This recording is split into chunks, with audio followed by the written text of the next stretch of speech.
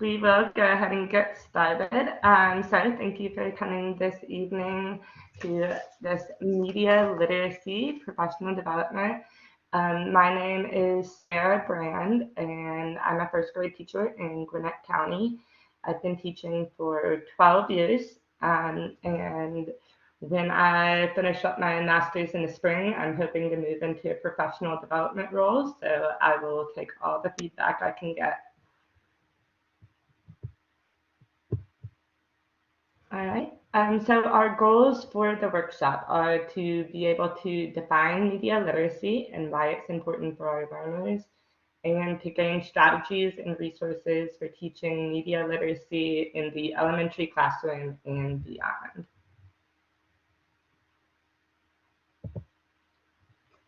All right, so let's start off by sharing what we already know about media literacy. So in the chat box, if you would, just in a sentence or two, whatever you can come up with, let us know what your initial understanding is of media literacy.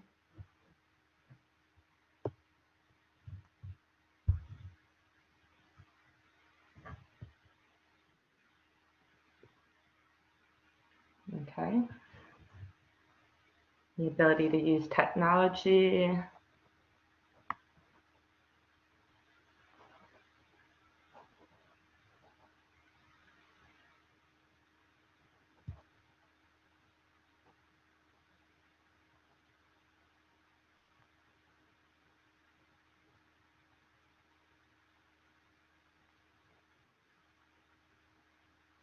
Brian said the ability to find and interpret information presented digitally. Okay.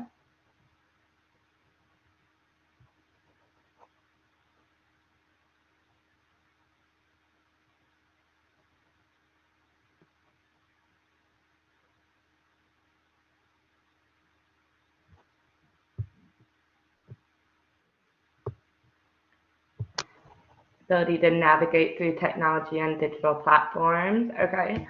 So I'm seeing we know that this involves digital platforms and technology. We know that it's a way of finding, sharing, interpreting information. So it looks like we have a pretty good foundation to work with. So hopefully you'll find some new information and strategies within this workshop that you can use in your classroom and moving forward. All right, so we're going to start out with just a basic definition of media literacy. At its core, media literacy is the ability to apply critical thinking to the media you encounter online and to use media to create your own message to share with the world. So today we're going to be focusing on the application of critical thinking to online media. All right, so now that we know what media literacy is, the next question we all need answered is, why does it matter? So I've broken this down into kind of three main points. The first is that the way we give and receive information has changed. So students have access to an endless amount of information online, and anyone can write anything. It's not like when we were kids and we could go to the nonfiction section of the library and trust what we found there. Anyone can write anything now. The second main point is that we want our students to become effective researchers. Knowing how to determine if a source is credible will help our students in their academic careers for years to come. And the third main reason is that misinformation is everywhere. Even adults fail to check their sources before sharing, but our generation of students can put a stop to the spread of misinformation that's happening in our world right now. All right, so now that we've gotten a little information, I'd like to do a little true-false quick check just to make sure you're all with me, to clear up any misconceptions we might have right off the bat. So for these questions, you can just use the thumbs up or thumbs down emojis. You can type true, false in the chat box, whatever you're comfortable with.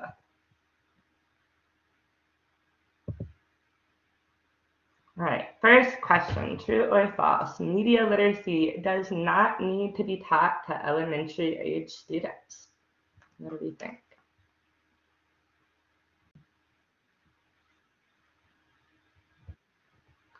Good, yes.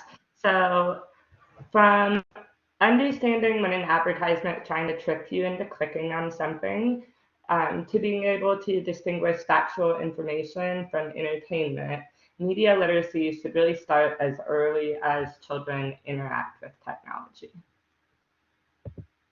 All right, true or false? If we read it on the internet, it must be true.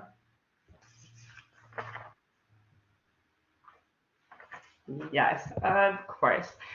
Anyone can write anything online. No one is fact checking it. So all media is created for a purpose.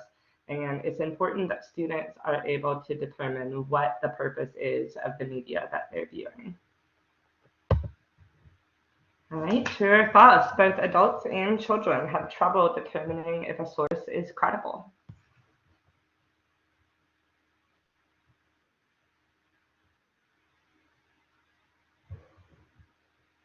Good.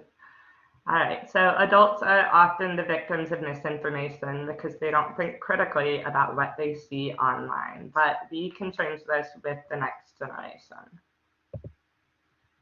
All right, so we are going to learn a little bit more about media literacy. So in the interest of giving each of you not just information, but also strategies that you can take back into your classroom, I'm going to send you over to a quick brain pop video, which I know we are all familiar with, about media literacy. So I'm putting that link in the chat now. And if you could just click over to that, watch the video, and when you get back here, just let me know you're back by typing some sort of takeaway from the video in the chat.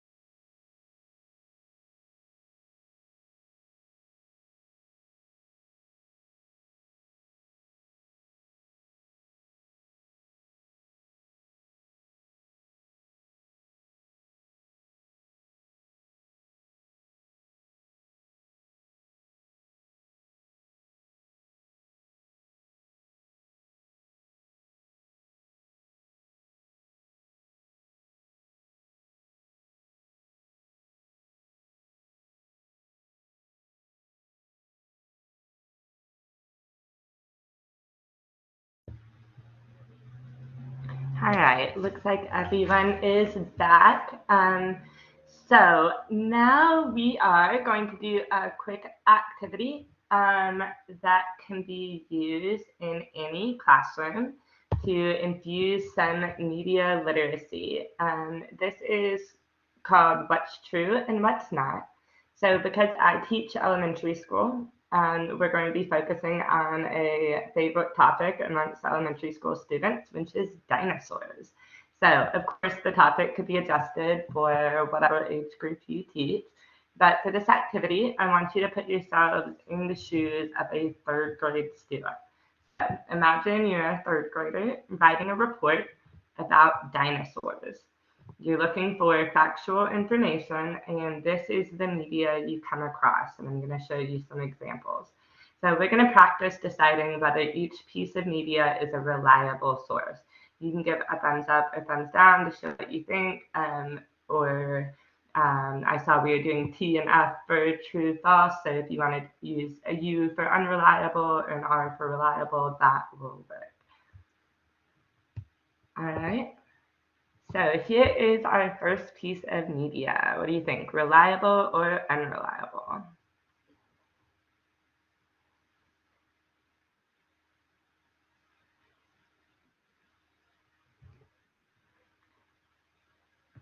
Good. Yes. So this is a reliable source, and students might give reasons like it looks like a nonfiction book, it has a photograph of a dinosaur skeleton, or it says Smithsonian on it, and that's a museum. All right, let's look at another one.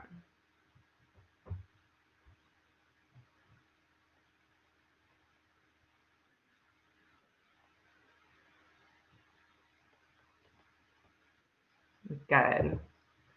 Yes, so this is an unreliable source. So students might give reasons like it looks like a fiction book, the picture looks like it's supposed to be scary, the dinosaur is making a shadow on the wall, but dinosaurs and people never lived at the same time. So this is an unreliable source. All right. How about this one?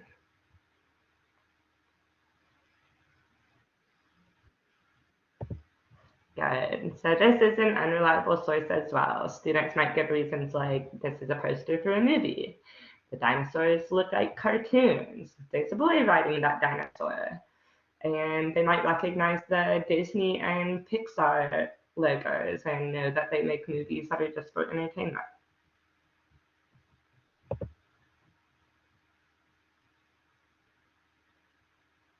How about this one? Good. All right, so this is a reliable source. So students might give reasons like this is a website for a kid's encyclopedia. They might recognize some nonfiction text features they've learned about, like a diagram with a caption and bold print in the text. All right, how about this one?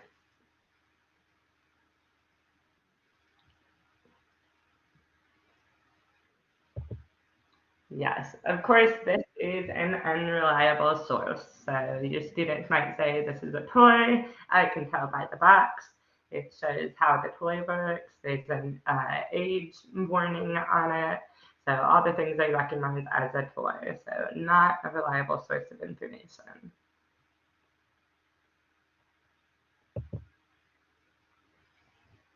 All right.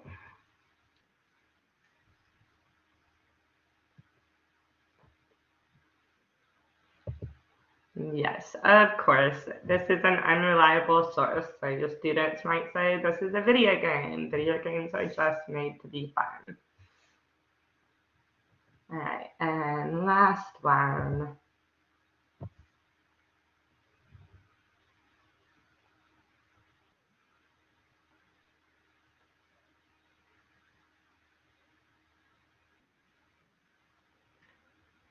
Good. Yes, this is a reliable source. So your students are probably familiar with National Geographic Kids, and they know that this is a website with factual information.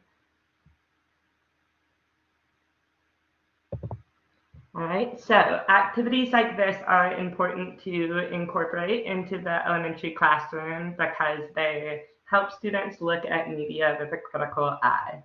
It teaches them to think about the purpose of the media, to determine whether a source is credible, and to become effective researchers and responsible sharers of information.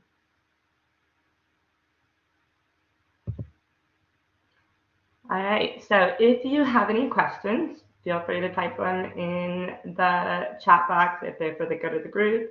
My email address is also on the screen if you have something you think of later. And you can also enter them in the feedback form that I'm going to share in just a moment. But before I do that, I want to be sure that you can take what you've learned back into the classroom.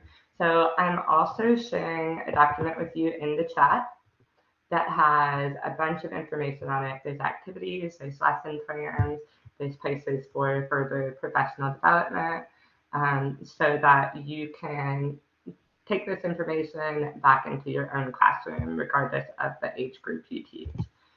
So in the chat box, I am putting the that document as well as the assessment and feedback form. All right, so thank you so much.